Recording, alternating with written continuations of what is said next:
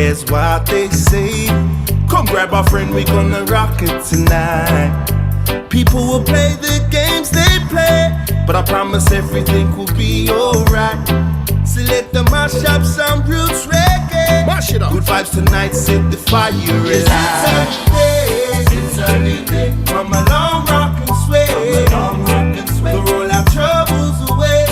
Nothing but good vibes tonight. Yeah. Yes, it's a new day.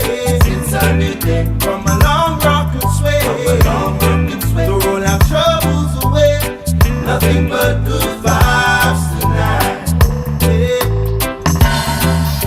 I know that love is true. By the way you make me feel. It's the simple things that you do. You make it. Well. Here we are again. Seems like it's been a long time since we've done a Zoomie that we really wanted to do. And we're here to do one about Lee Scratch Perry, somebody else who's recently left this world. And Robin, I think it's going to be educational for a lot of people, because I'm sure it's something you know a lot about. And Jimmy. And unmute yourself. It's been that long, you see, you've forgotten to unmute yourself. Probably different aspects of the same artist. Obviously, I'm probably more interested in his productions for some of the great singers, I would imagine. And I'm obviously going to be loving his dubs. But it all adds up to a genius, doesn't it? He was an absolute legend, and right from the very beginning of Jamaicans pop output, he was there. Started as a runner for Studio One, as a gopher, and then he became a record seller for Studio One, going around the sound system selling the records, and and then he fell out with Coxon, of course, as he did with everybody, it would appear, throughout his career, which was where he got the name The Upsetter from, because he used to upset everybody he worked with. Yeah. He called himself The Upsetter because he fell out with everybody. Yeah. Quite an eccentric man by the looks of it. I mean, I would go so far as to say a complete nutter. Totally nuts. Yeah. There's a absolutely brilliant. Yes. There's a funny story that Nick, my mate, told me from Croatia, because he had him on fairly recently, DJing, at the club over in Croatia. And obviously Nick got to know him, was talking to him, and he's gone, hold on there, I'll get you a little gift. And he went to this case, apparently, opened it up, and he come back and he gave him a piece of plastic. Keep that by your bedside in case you ever need it. He's still got it, a little piece of plastic. He doesn't know what it comes from. I remember meeting him years ago in the studio in Maida Vale. I was down there with Pablo Gadd and that. And this guy come in the studio and he's got platform shoes on, loads of jewellery. I'm looking at him, I didn't even know who he was at first, you know what I mean? I thought, mate, you're Looney Tunes. And he come in, took off all his jewellery, said a prayer, then gone to the engineer, put the radio on and done record that. And from the little noise he got off the radio, mate, he was just immense. Music that he just makes was just mad. You know what I mean? But were he quite influential in creating what we now know as reggae? Was he? Did he? I think he was more influential in creating dub. Right. Because he was producing from the late 60s when reggae was formed. I think musicians were more to do with creating reggae, the musicians that were playing it. I mean, he was a musician as well, but he was much more of a producer. And I think, the producer's art, which is what dub is he was very instrumental in it. That's why Jimmy will be playing dub tracks of his, because that's what he was doing from dub's inception, really, from the sort of early 70s until he died. He was a prolific dub artist. That's what he was. Yeah, and it seems to me that he's had from my little bit of research. It seems like he's been involved in very different fields from that early inception of dub right through to more recent work in the noughties with like the Beastie Boys, for example, and DJing and all that. He's worked with all sorts of people, yeah. And he had enough time to have, to be involved in different genres, I suppose, because he died at 85, so he had a good run. He lived and breathed it, didn't he? He was still touring right up until fairly recently. He was still going around playing out, and and I think he's the grandfather of modern dance music in a way. He brought all those techniques of the drum and the bass coming forward, and the way you texturize the music every 4 or 8 bars, you create different sort of textures in the music and all that. That's all stuff that's used today in dance music, and he was the man that invented all that. He used different sounds. He was the sound effects man, wasn't he? Yeah, he was. Yeah. Just different sounds. He was just a dub organizer, man. He was just the stuff that people put on guitars. The foot pedals that people put on guitars. He put on vocals. And anything else. I mean, he also was very into effecting drums. Not just with repeats, but with phasers and flangers and all sorts of choruses and all sorts of things. That's what he was into. Yeah, because back in those days, you'd have all the drums on 2 tracks, and they'd either be in or out, and you could just put an effect across the whole kit, and you'd be catching the cymbals and the snare and the kick and the whole lot, And he'd be doing that all the time, dropping the drums in and out, just on 2 faders, and then affecting the whole drum kit and putting phasers on it and echoes and booms and whatever. And like all of the reggae pioneers, they didn't have flash 24-track studios. They did all their work on 4-track and 8-track machines. Bouncing from one machine to the other. But generally, most of them would have had an 8-track. TIAC Tascam or something like that, and that was their entire equipment. That was what they had to record on, so it was all done by bouncing everything, around. And you can hear with the techniques, you can hear the leakage from one instrument to another, because they did a take and they try and separate as much as they can, but it was impossible all in one room to be separated. And you just drop drums in and out, you'd still be able to hear them going on in the background. And Lee Perry sussed out that if you put an echo or a reverb on that in itself is a brilliant effect. They did everything they could with, a space echo, a phaser, and a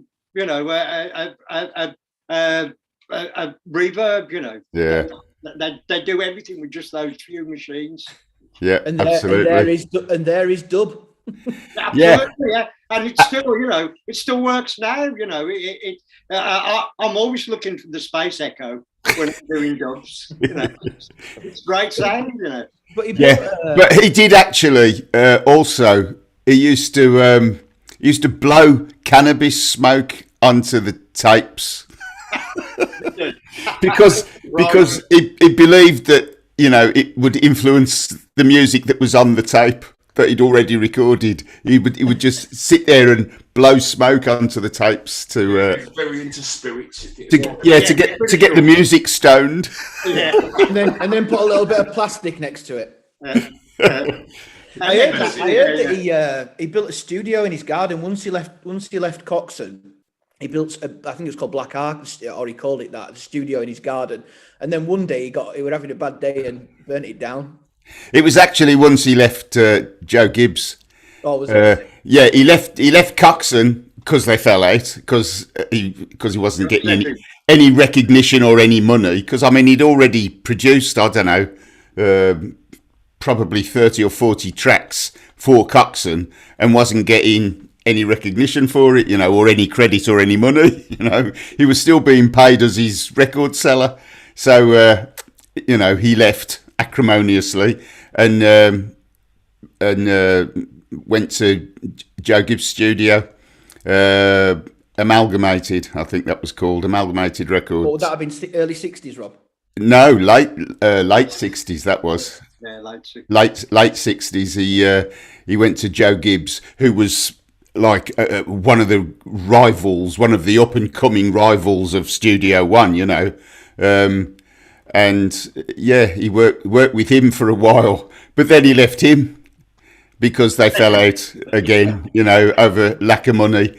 And yeah, that was when he set up Black Ark Studios and worked there until the 80s, early mid 80s, when he burnt the place down. He claimed he did it himself, you know, it wasn't an accident. He was he'd had enough of the place and wanted to kill the bad spirits that were in the studio.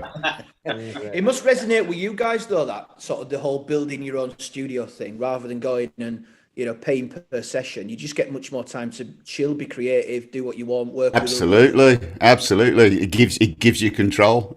I don't think the burning it down didn't resonate with us, but definitely having autonomy, you know, which is what he was all about. He was all about being independent and showing everybody, you know, that he was the Upsetter, which was why his label was called called Upsetter Records. His band, his house band, was called the Upsetters.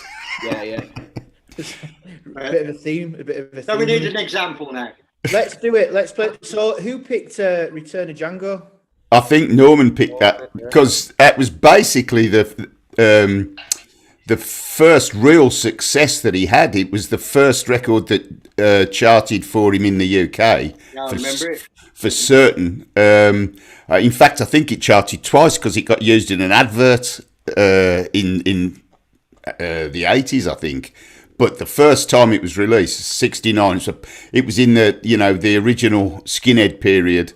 And it was real skinhead music, Return of Django, instrumental. And it's one that they used to, twang their braces to and dance their Doc Martens. And, it was the music of the time for definite. Everywhere you went, every coffee bar, every youth club, every disco, you'd hear Return of Django. It just played everywhere. It's certainly where we were.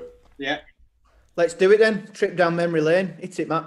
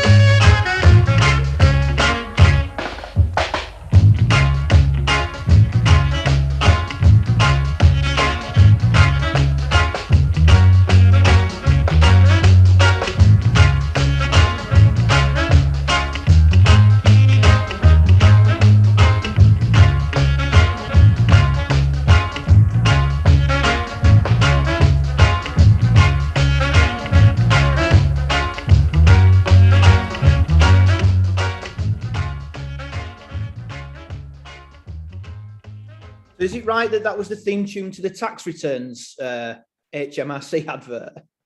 Was it? Someone said. They tainted it, the bastards. Yeah.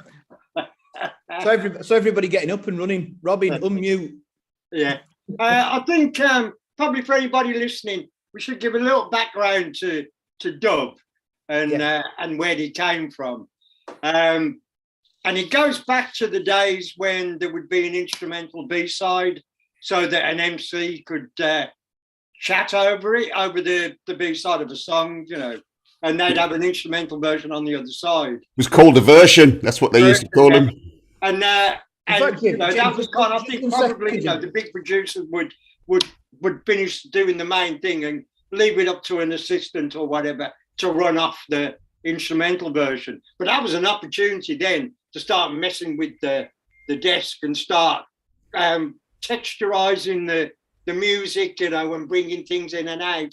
And that is what led on to dub in the end. You know, they'd have Jim, just 1 second. Sorry. We need to cut the stream on Facebook and all the rest of the channels. So everybody needs to get across to the app. If you don't know that by now, get over there. Get over to the app. Sorry, Jim, I needed to do that. Back to the history of dub. Yeah, the history of dub. So yeah, it'd be up to the younger guys who would like be late in the studio, get a bit of overproof rum, some weed, and start messing around with the instrumentals and blow on the tapes. Yeah, blow. Yeah. And you know that led onto dub, and it became a genre in its own right. The version, the original reason for the version was for the dance halls, because they would play the records, they'd play the hits, but the guys who did all the DJing at the sound systems wanted versions that they could voice over, you know, so they could do their scatting and rapping, etc. So that's where the versions came from. They would do it specifically for the dance halls. Mm-hmm. And then, of course, as Jimmy says, you know, that led to the studios starting to play with the versions, you know, play with the instrumentals and make them a bit more interesting for them. Mm-hmm. There you go. And created a whole new